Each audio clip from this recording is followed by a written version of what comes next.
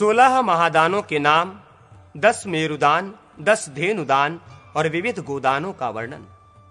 अग्निदेव कहते हैं, वशिष्ठ, अब मैं सभी प्रकार के दानों का वर्णन करता हूं। 16 महादान होते हैं।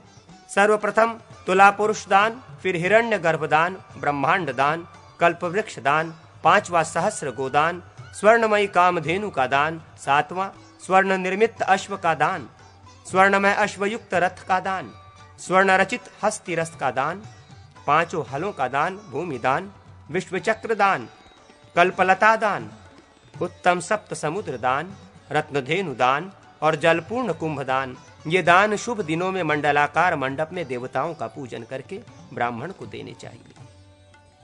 मेरुदान भी पुण्यप्रद है। मेरु 10 माने गए हैं, उन्हें सुनो। धान्य मेरु 1000 द्रोण धान्य का उत्तम माना गया है। 500 द्रोण का मध्यम और 250 द्रोण का अधम माना गया है। लवणाचल 16 द्रोण का बनाना चाहिए, वही उत्तम माना गया है। गुड़ पर्वत 10 भार का उत्तम माना गया है। 5 भार का मध्यम और 2.5 भार का निकृष्ट कहा जाता है।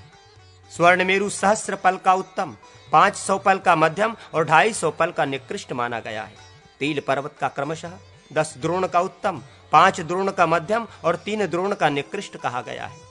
कारपास रुई पर्वत 20 भार का उत्तम, 10 भार का मध्यम तथा 5 भार का निकृष्ट है। 20 धृतपूर्ण कुंभों का उत्तम धृताचल होता है। रजत पर्वत 10,000 पल का उत्तम माना गया है। शर्कराचल 8 भार का उत्तम, 4 भार का मध्यम और 2 भार का मंद माना गया है। अब मैं धेनुओं का वर्णन करता हूं, जिनका दान करके मनुष्य भोग और मोक्ष को प्राप्त कर लेता है। पहली गुड़ धेनु होती है, दूसरी धृत धेनु, तीसरी तिल धेनु, चौथी जल धेनु, 5वीं शिर धेनु, 6ठी मधु धेनु, 7वीं शर्करा धेनु, 8वीं दधि धेनु, 9वीं रस धेनु और 10वीं गो रूपेण कल्पित कृष्णाजिन धेनु। इनके दान की विधि ये बतलाई जाती है कि तरल पदार्थ संबंधी धेनुओं के प्रतिनिधि रूप में घड़ों में उन पदार्थों को भरकर कुंभदान करने चाहिए और अन्य धातुओं के रूप में उन द्रव्यों की राशि का दान करना चाहिए। कृष्णाज धेनु के दान की विधि यह है, गोबर से लिपी पुती भूमि पर सब ओर दर्भ बिछाकर उसके ऊपर 4 हाथ का कृष्ण मृग चर्म रखें। इसी प्रकार उसकी ग्रीवा पूर्व दिशा की ओर होनी चाहिए। इसी प्रकार गोवत्स के स्थान पर छोटे आकार का कृष्ण मृग चर्म स्थापित करें। वत्स सहित धेनु का मुख पूर्व की ओर और पैर उत्तर दिशा की ओर समझें। 4 भार गुड़ की गुड़धेनु सदा ही उत्तम मानी गई है। 1 भार गुड़ का गोवत्स बनावे। 2 भार की गौ मध्यम होती है, उसमें 7 आधे भार का बछड़ा होना चाहिए। 1 भार की गौ कनिष्ठ कही जाती है, इसके चतुरांश का वत्स इसके साथ देना चाहिए। गुड़धेनु अपने गुड़ संग्रह के अनुसार बना लेनी चाहिए। 5 गुंजा का 1 माशा होता है और माशे का 1 सुवर्ण होता है।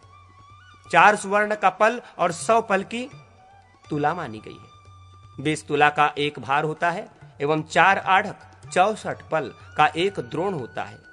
गुड़ निर्मित धेनु और वत्स को श्वेत एवं सूक्ष्म वस्त्र से ढकना चाहिए। उनके कानों के स्थान में सीप, चरण स्थान में इक, नेत्र स्थान में पवित्र मौक्तिक, अलका के स्थान पर श्वेत सूत्र, गलकंबल के स्थान पर सफेद कंबल, पृष्ठभाग के स्थान पर ताम्र, रोम स्थान पर श्वेत चमर, भवों के स्थान पर विद्रुमणि, स्तनों के स्थान पर नवनीत, पुच्छ स्थान पर रेशमी वस्त्र, अक्ष गोलकों के स्थान पर नीलमणि, श्रृंग और श्रृंगाभरण के स्थान पर सुवर्ण एवं खुरों की जगह चांदी रखें। दंत स्थान पर विविध फल और नासिका स्थान पर सुगंधित द्रव्य स्थापित करें। साथ में कांसे की दोहनी भी रखें। द्विजश्रेष्ठ, इस प्रकार धेनु की रचना करके निम्नलिखित मंत्रों से उसकी पूजा करें। जो समस्त भूत प्राणियों की लक्ष्मी है, जो देवताओं में भी स्थित है, वे धेनु रूपणी देवी मुझे शांति प्रदान करें। जो अपने शरीर में स्थित होकर रुद्राणी के नाम से प्रसिद्ध है और शंकर की सदा प्रियतमा पत्नी है, वे धेनु रूप धारिणी देवी मेरे पापों का विनाश करें। जो विष्णु के वक्षः स्थल पर लक्ष्मी के रूप से सुशोभित होती है, जो अग्नि की स्वाहा और चंद्रमा, सूर्य एवं नक्षत्र देवताओं की शक्ति के रूप में स्थित है, वे धेनु रूपणी देवी मुझे लक्ष्मी प्रदान करें। जो चतुर्मुख ब्रह्मा की सावित्री, धनाध्यक्ष कुबेर की निधि और लोकपालों की लक्ष्मी है, वे धेनु देवी मुझे अभिष्ट वस्तु प्रदान करें। देवी, आप पितरों की स्वधा एवं यज्ञ भोक्ता अग्नि की स्वाहा हैं। आप समस्त पापों का हरण करने वाली एवं धेनु रूप से स्थित हैं, इसलिए मुझे शांति प्रदान करें। इस प्रकार अभिमंत्रित की हुई धेनु ब्राह्मण को दान दे। अन्य सब धेनु दानों की भी साधारणतया यही विधि है। इससे मनुष्य संपूर्ण यज्ञों का फल प्राप्त कर पाप रहित हुआ भोग और मोक्ष दोनों को सिद्ध कर लेता है। सोने के सिंगों से युक्त चांदी के खुरों वाली सीधी सादी दुधारू गौ कांसे की दोहनी वस्त्र एवं दक्षिणा के साथ देनी चाहिए। ऐसी गौ का दान करने वाला उस गौ के शरीर में जितने रोए होते हैं उतने वर्षों तक स्वर्ग में निवास करता है।